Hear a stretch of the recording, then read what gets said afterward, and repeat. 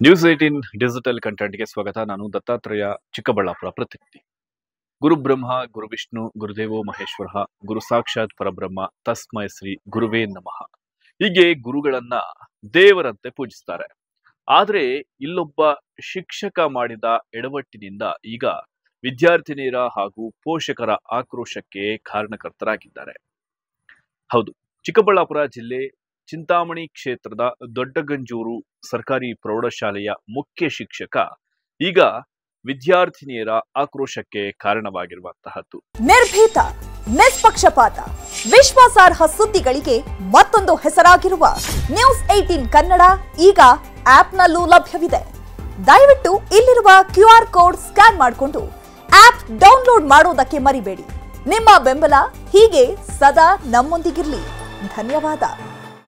ಪ್ರತಿನಿತ್ಯವೂ ಸಹ ಈ ಶಿಕ್ಷಕ ನೀಡುವಂತಹ ಕಿರುಕುಳಕ್ಕೆ ಬೇಸತ್ತ ವಿದ್ಯಾರ್ಥಿನಿಯರು ತರಗತಿಗಳನ್ನ ಬಹಿಷ್ಕರಿಸಿ ಏಕಾಏಕಿ ರಸ್ತೆಗೆ ಲಗ್ಗೆ ಇಟ್ಟು ರಾಷ್ಟ್ರೀಯ ಹೆದ್ದಾರಿ ಮಧ್ಯದಲ್ಲಿ ಕೂತು ನಮಗೆ ಈ ಮುಖ್ಯ ಶಿಕ್ಷಕನ ಅವಶ್ಯಕತೆ ಇಲ್ಲ, ಆತನನ್ನ ಬೇರೊಂದು ಕಡೆಗೆ ವರ್ಗಾಯಿಸಬೇಕು, ಇಲ್ಲ ಅಮಾನತು ಮಾಡಬೇಕು ಅಂತ ಕಣ್ಣೀರನ್ನ ಹಾಕಿ ತಮ್ಮ ಆಕ್ರೋಶವನ್ನ ಹೊರಹಾಕಿರುವಂತಹದ್ದು. ದೊಡ್ಡಗಂಜೂರು ಈ ಗ್ರಾಮದಲ್ಲಿ ಇರುವಂತಹ ಈ ಸರ್ಕಾರಿ ಪ್ರೌಢಶಾಲೆಯ ವಿದ್ಯಾರ್ಥಿನಿಯರಿಗೆ ಇಲ್ಲಿಯೇ ಒಂದು ವಸತಿ ಶಾಲೆಯು ಇರುವಂತಹದ್ದು. ಇದೇ ಒಂದು ಹಾಸ್ಟೆಲ್ನಲ್ಲಿ ಪ್ರತಿನಿತ್ಯವೂ ಸಹ ವಿದ್ಯಾರ್ಥಿಗಳು ಉಳಿದುಕೊಳ್ತಾರೆ. ಆದ್ರೆ ವಿದ್ಯಾರ್ಥಿಗಳು ಪ್ರತಿನಿತ್ಯವೂ ಸಹ ಈ ಶಿಕ್ಷಕನ ಕಾಟದಿಂದ ಬೇಸತ್ತು ತಮ್ಮ ಪೋಷಕರಿಗೆ ದೂರನ್ನ ಸಲ್ಲಿಸಿದ್ದಾರೆ. ಇದರಿಂದ ಆಕ್ರೋಶಗೊಂಡಂತಹ ಪೋಷಕರು ಶಾಲೆಯ ಸಮೀಪ ಬಂದು ಮುಖ್ಯ ಶಿಕ್ಷಕನಿಗೆ ತರಾಟೆಯನ್ನ ತೆಗೆದುಕೊಂಡಿದ್ದಾರೆ. ಇನ್ನು ವಿದ್ಯಾರ್ಥಿನಿಯರು ತಮ್ಮ ಮನೆಗಳಿಗೆ ಹೋಗಬೇಕಾದ್ರೆ ಅವಾಚ್ಯ ಪದಗಳನ್ನ ಬಳಸಿ ನಿಂದನೆ ಮಾಡ್ತಾರೆ.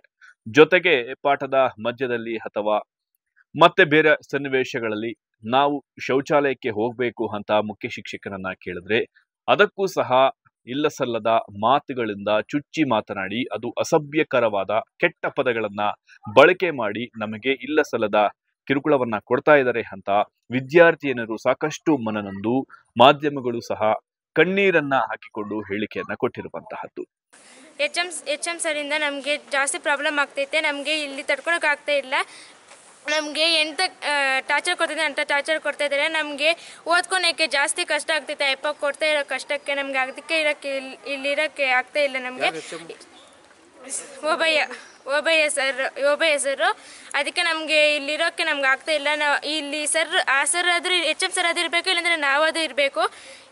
ಅವ್ರಿದ್ದರೆ ಮಾತ್ರ ನಾವು ಮಾತ್ರ ಇಲ್ಲಿರಲ್ಲ. ನಾವು ಪೇರೆಂಟ್ಸ್ ಜೊತೆ ಹೊಟ್ಟೋಗ್ತೀವಿ, ನಾವು ಇಲ್ಲಿ ಸೇರೋದೇ ಇಲ್ಲ. ಮತ್ತು ನಾವು ಎప్పుడు ಅಷ್ಟು ಟಾರ್ಚರ್ ಕೊಡ್ತಿದೆ ನಮ್ಗೆ. ಇಲ್ಲಿ ಮಾತ್ರ ನಂಗೆ ಬೇಡ ಸರ್. ಏನು ಟಾರ್ಚರ್ ಏನಮ್ಮೆ?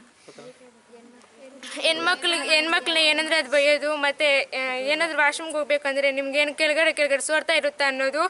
ಮತ್ತು ಮೊನ್ನೆ ಪೇರೆಂಟ್ಸ್ ಮೀಟಿಂಗ್ ನಮ್ಮಮ್ಮ ಜಾಸ್ತಿ ಬೈದರು. ಆದರೂ ಹೇಳ್ಬಿಟ್ಟು ಹೋದ್ರು. ಮತ್ತು ಫೋನ್ ನಮ್ಗೆ ವಾರ ಮಾಡ್ಕೊಡು ಅಂದರೆ ನಮ್ಗೆ ವಾರ ಮಾಡ್ಕೊಡಲ್ಲ ಅವರು.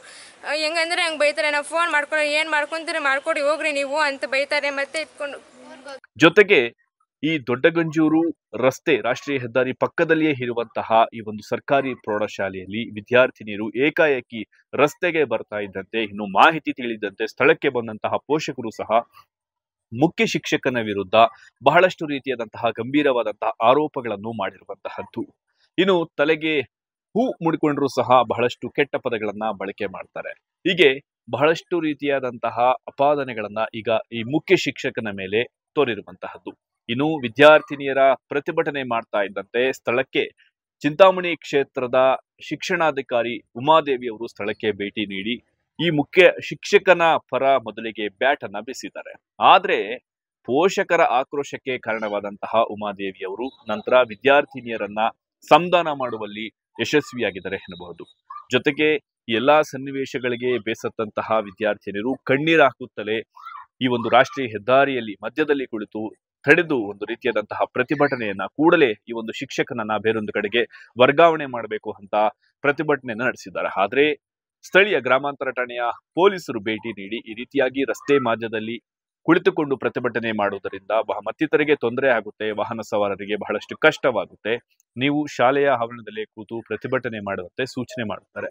ಆದ್ರೆ ಈ ಪ್ರತಿಭಟನೆಗೆ ವಿದ್ಯಾರ್ಥಿನಿಯರು ಉಗೊಟ್ಟು ನಂತರ ಶಾಲೆ ಆವರಣಕ್ಕೆ ಬಂದು ಅಲ್ಲಿ ಕೂತು ಈ ಮುಖ್ಯ ಶಿಕ್ಷಕನ ವಿರುದ್ಧ ಧಿಕ್ಕಾರಗಳನ್ನ ಕೂಗಿ ಆಕ್ರೋಶವನ್ನ ವ್ಯಕ್ತಪಡಿಸುತ್ತಾರೆ. ಜೊತೆಗೆ ಈ ಒಂದು ಸಂದರ್ಭದಲ್ಲಿ ಪೋಷಕರು ಸಹ ಈ ವಿದ್ಯಾರ್ಥಿನಿಯರಿಗೆ ಸಾಥನ್ನ ಕೊಡ್ತಾರೆ. ಆದ್ರೆ ಸ್ಥಳಕ್ಕೆ ಬಂದಂತಹ ಕ್ಷೇತ್ರ ಶಿಕ್ಷಣಾಧಿಕಾರಿಗಳು ಈ ಘಟನೆಯ ಮಾಹಿತಿಯನ್ನ ತಿಳಿದುಕೊಂಡು ಬಂದು ಈ ಬಗ್ಗೆ ಈ ಮುಖ್ಯ ಶಿಕ್ಷಕನ ವಿರುದ್ಧ ನಾನು ನೋಟಿಸ್ ಕೊಡುವುದಾಗಿ ಹಾಗೂ ಉನ್ನತ ಅಧಿಕಾರಿಗಳಿಗೆ ಈ ಶಿಕ್ಷಕನ ವಿರುದ್ಧ ನಾನು ಒಂದು ರೀತಿಯಾದಂತಹ ಕಂಪ್ಲೇಂಟ್ ಕೊಡ್ತೀನಿ ಅಂತ ವಿದ್ಯಾರ್ಥಿನಿಯರಿಗೆ ಮನವೊಲಿಸ್ತಾರೆ. ಆದ್ರೆ ಇದು ಯಾವುದಕ್ಕೂ ಒಪ್ಪದಂತಹ ವಿದ್ಯಾರ್ಥಿನಿಯರು ಕೂಡಲೇ ಆ ಶಿಕ್ಷಕನನ್ನ ಅಮಾನತು ಮಾಡಬೇಕು ಅಂತ ಪಟ್ಟು ಹಿಡಿತಾರೆ. ಇದರಿಂದ ಕ್ಷೇತ್ರದ ಶಿಕ್ಷಣಾಧಿಕಾರಿಗಳಂತಹ ಉಮಾದೇವಿರವರು ಈ ಒಂದು 24 ದಿನಗಳು ಅಂದ್ರೆ 30 ದಿನಗಳ ಮಟ್ಟಿಗೆ ಆ ಮುಖ್ಯ ಶಿಕ್ಷಕನನ್ನ ರಜೆಯನ್ನ ಘೋಷಣೆ ಮಾಡ್ತಾರೆ. ಅದಾದ ನಂತರ ಬೇರೊಂದು ಸ್ಥಾನವನ್ನು ಅಂದ್ರೆ ಮುಖ್ಯ ಶಿಕ್ಷಕನ ಸ್ಥಾನಕ್ಕೆ ಬೇರೊಬ್ಬರನ್ನ ಪ್ರಭಾರಿಯಾಗಿ ನೇಮಿಸಿ ಕರ್ತವ್ಯಕ್ಕೆ ಹಾಜರುಪಡಿಸಿ ಇನ್ನು ಮುಂದೆ ಯಾವುದೇ ರೀತಿಯಾದಂತಹ ಇಂತಹ ಘಟನೆಗಳು ನಡೆಯಬಾರದು ಅಂತ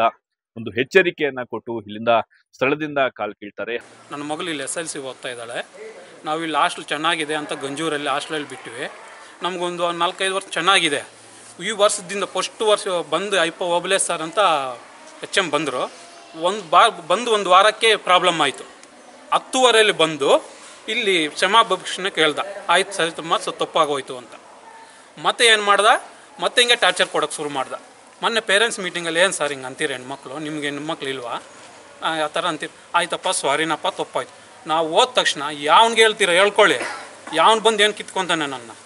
ಮತ್ತು ಇನ್ನೊಂದೇನೆಂದರೆ ಯಾವ ಹಾಸ್ಟ್ಲಿಗೆ ನೈಟು ಗರ್ಲ್ಸ್ ಹಾಸ್ಟ್ಲಿಗೆ ಪರ್ಮಿಷನ್ ಇದೆ ಸರ್ ಹೋಗೋಕ್ಕೆ ಪಾಠ ಮಾಡೋಕ್ಕೆ. ಯಾರು ಕೊಟ್ಟರು ಅವ್ರಿಗೆ? ನೈಟು ಹೆಣ್ಮಕ್ಳು ಹಾಸ್ಟೆಲ್ಗೆ ಮೇಷ್ನಲ್ಲಿ ಕಲ್ಸೋಕ್ಕೆ ಯಾರು ಅವ್ರಿಗೆ ಪರ್ಮಿಷನ್ ಕೊಟ್ಟಿದ್ದು? ಇದೇನು ಸರ್ ಪರ್ಮಿಷನ್ ಹೆಣ್ಮಕ್ಳನ್ನ ಹಾಸ್ಟೆಲ್ಗೆ ಕಲ್ಸೋಕ್ಕೆ ಮೇಷ್ನನ್ನ ನೈಟು? ಏನನ್ನ ಮಾತಾಡಿದ್ರೆ ಏನು ಕಿತ್ಕೊತೀರಾ? ಏನಾಗುತ್ತೆ ನಿಮ್ಮ ಕೈಯಲ್ಲಿ? ವಾಶ್ರೂಮ್ಗೆ ಹೋದ್ರೆ ಹಿಂದೆ ಹೋಗೋದು, ರೂಮ್ ಕರೆಯೋದು, ಕೈಯಲ್ಲಂದ್ರೆ ಎಲ್ಲ ಹಾಕೋದು. ಏನು ಅವ್ನಿಗೆ ಹೆಂಡ್ತಿ ಮಕ್ಕಳಿಲ್ವಾ? ಅವ್ರ ಹೆಂಡ್ತಿ ಮಕ್ಳಿಗೆ ಹಿಂಗೆ ಮಾಡಿದ್ರೆ ಅವ್ನು ಸುಮ್ಮನೆ ಇರ್ತಾನ? ಮಾನ ಮರ್ಯಾದೆ ಇದೆಯಾ ಅಪ್ಪನಿಗೆ? ಒಂದು ವಯಸ್ಸಿದೆ, ವಯಸ್ಸಿಗೆ ರೆಸ್ಪೆಕ್ಟ್ ಕೊಡ್ಬೇಕು ನಾವು. ಈ ಥರ ಹೆಣ್ಮಕ್ಳಿಗೆ ಮಾಡಿದ್ರೆ ಮರ್ಯಾದೆ ಇದೆ ಸರ್. ಇದು ಬಂದು ದೊಡ್ಡಗಂಜೂರು. ನಮ್ಮ ಮಕ್ಕಳು ಬಂದು ಇಲ್ಲಿ ಹಾಸ್ಟೆಲ್ ಚೆನ್ನಾಗಿರ್ತದಂತ ನಾವು ಹಾಕಿದ್ದೀವಿ. ಹಾಕಿದ್ಮೇಲೆ ಇಲ್ಲಿ HM ಸರ್ ಇದ್ದಾರಲ್ಲ, ಅವರಿಂದ ಓಬ್ಳೆ ಸರ್ ಇದ್ದಾರಲ್ಲ, ಅವರಿಂದ ಟಾರ್ಚರ್ ಜಾಸ್ತಿ ಆಗಿಬಿಟ್ಟೈತೆ ನಮ್ಮ ಮಕ್ಳಿಗೆ. ಇರೋದಂದರೆ ಅವರು ಅಳಿತಾವಡೆ, ಫೋನ್ ಕೊಡೋ ಅಂದರೆ ಕೊಡ್ತಾ ಇಲ್ಲ. ಇವಾಗ ವರ್ಷಕ್ಕೂ ಒಂದ್ಸಾರಿನೂ ಮಾಡಬಾರ್ದಂತೆ, ತಿಂಗ್ಳಿಗೊಂದ್ಸಾರಿ ಬಂದು ನೋಡ್ಕೊಂಡು ಹೋಗ್ಬೇಕಂತೆ ಪೇರೆಂಟ್ಸ. ಅವ್ರು ಬಂದಾಗ ಅಲ್ಲಿ ಕುಣಿಸ್ತಾನೆ, ಅಲ್ಲಿ ಕುಣಿಸ್ಬಿಟ್ಟು ಹೋಗ್ರಿ ಇನ್ನು ಸಾಕು, ಹೋಗ್ರಿ ಮಾತಾಡಿದ್ದು ಸಾಕು ಅಂತ ಇದ್ರು. ಏನೋ ಚೆನ್ನಾಗಿ ನಡೀತಾ ಇದೆ, ನಮ್ಗೇನು ಪ್ರಾಬ್ಲಮ್ ಇಲ್ಲ ಅಂತ ನಾವು ಹೋಗ್ತಾ ಇದ್ವಿ. ಮೊನ್ನೆ ಬಂದಾಗ ಏನು ಮೀಟಿಂಗ್ ಇಟ್ಕೊಂಡಿದ್ರು, ಪೇರೆಂಟ್ಸ್ ಮೀಟಿಂಗು. ಅವಾಗ ಬಂದಾಗ ನಾವು ಏನು ಹೇಳಿದಂತೆ ನಮ್ಮ ಮಕ್ಕಳನ್ನ ಕೇಳಿದೆ, ಏನಮ್ಮ ಪ್ರಾಬ್ಲಮ್ ಏನೈತೆ ಅಂದರೆ, ಅಮ್ಮ ಫೋನ್ ಕೊಡ್ತಾ ಇಲ್ಲ, ಏನು ಮಾಡೋದು ನಾವು? ಹಿಂಗೆ ರೀಸಸ್ಗೆ ಹೋದರೆ, ವಾಶ್ರೂಮ್ಗೆ ಹೋಗಿದ್ರೆ ನೀನೇನು ಸೋರಿತದ ಅದರಿಂದ ಸೋರಿತದ ಅಂತ ಹೇಳಿದಂತೆ. ಮತ್ತೆ ಏನೇನೋ ಏನೋ ಕೆಟ್ಟ ಮಾತುಗಳೆಲ್ಲ ಮಾತಾಡೋನೆ, ಅದನ್ನೆಲ್ಲ ಹೇಳಿಲ್ಲ. ಎಲ್ಲರೂ ಶಿಕ್ಷಕರು ಬಂದಿದ್ರು ಕೇಳೋಣ ಬಂದಿರೋದು. ಈ ಮಕ್ಕಳು ಏನಂದರೆ ಭಯ, ಯಾಕಂದರೆ ಮತ್ತೆ ಎಕ್ಸಾಮ್ ಕೂಸ್ತಾನೆ ಇಲ್ಲೋ, ಮತ್ತೆ ನಾವು ಹೊಲ್ಟೋದ್ರೆ ಟಾರ್ಚರ್ ಏನಾರು ಕೊಡ್ತಾನೆ ಅಂದ್ರೆ ಯಾರು ಮಾತಾಡ್ಸಿಕ್ ಬಿಡಿಲ್ಲ. ನಾನು ಒಬ್ಬಳು ಮಾತಾಡಿದಾಗ ಮತ್ತೆ ಯಾರು ಈ ಎನ್ನ ಬಂದು ಮಾತಾಡ್ಮೇಲೆ ಮತ್ತೆ ಆಯ್ತಮ್ಮ ನಿನ್ನ ಸಮಸ್ಯೆ ಏನು ಅಂದ್ರೆ, ಸರ್ ವಾರಕ್ಕೊಂದ್ಸಾರಿ ಫೋನ್ ಕೊಡಲೇಬೇಕು, ಕೊಡ್ರಿ ಅಂತ ಹೇಳಿದ್ರು. ಮತ್ತೆ ಆಯ್ತಮ್ಮ ಕೊಡ್ತೀವಿ ಅಂತ ಹೇಳಿದ್ರು. ನಾವು ಅಷ್ಟಕ್ಕೆ ಹೊಲ್ಟೋದ್ವಿ ಅವತ್ತು.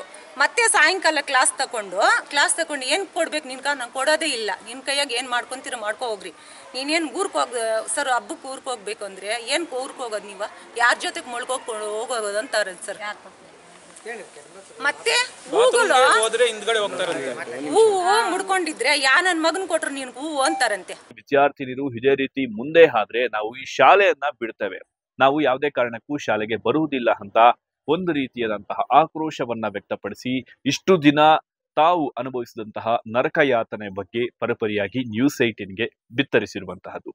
ಇನ್ನು ಈ ವಿಚಾರಕ್ಕೆ ಸಂಬಂಧಿಸಿದಂತೆ ನ್ಯೂಸ್ 18ನಲ್ಲಿ ಈ ಶಿಕ್ಷಕನ ವಿರುದ್ಧ ಅಸಮಾಧಾನ ವ್ಯಕ್ತಪಡಿಸಿ ಸುದ್ದಿಯನ್ನು ಸಹ ಬಿತ್ತರಿಸಲಾಗಿತ್ತು. ಈ ಸುದ್ದಿಯನ್ನ ಬಿತ್ತರಿಸಿದ ಬಳಿಕ ಈ ಕ್ಷೇತ್ರದ ಶಿಕ್ಷಣಾಧಿಕಾರಿಗಳಾದಂತಹ ಉಮಾದೇವಿಯವರು ಆ ಮುಖ್ಯ ಶಿಕ್ಷಕನನ್ನ ಕೂಡಲೇ 30 ದಿನಗಳ ಮಟ್ಟಿಗೆ ಅಮಾನತು ಮಾಡಿ ರಜೆಯನ್ನ ಘೋಷಣೆ ಮಾಡಿ ಮುಂದಿನ ಕ್ರಮವನ್ನ ಕೈಗೊಳ್ಳುವುದಾಗಿ ಭರವಸೆಯನ್ನ ಕೊಟ್ಟ ನಂತರ ಈ ಒಂದು ವಿದ್ಯಾರ್ಥಿನಿಯರು ತಮ್ಮ ಏನು ಒಂದು ಹಳಲನ್ನ ತೋಡ್ಕೊಳ್ತಾ ಇದ್ರು ಅದಕ್ಕೆ ಒಂದಿಷ್ಟು ಮಟ್ಟಿಗೆ ಕೆಲ ದಿನಗಳ ಕಾಲ ಬ್ರೇಕ್ ಸಿಕ್ಕಿದಂತಾಗಿದೆ.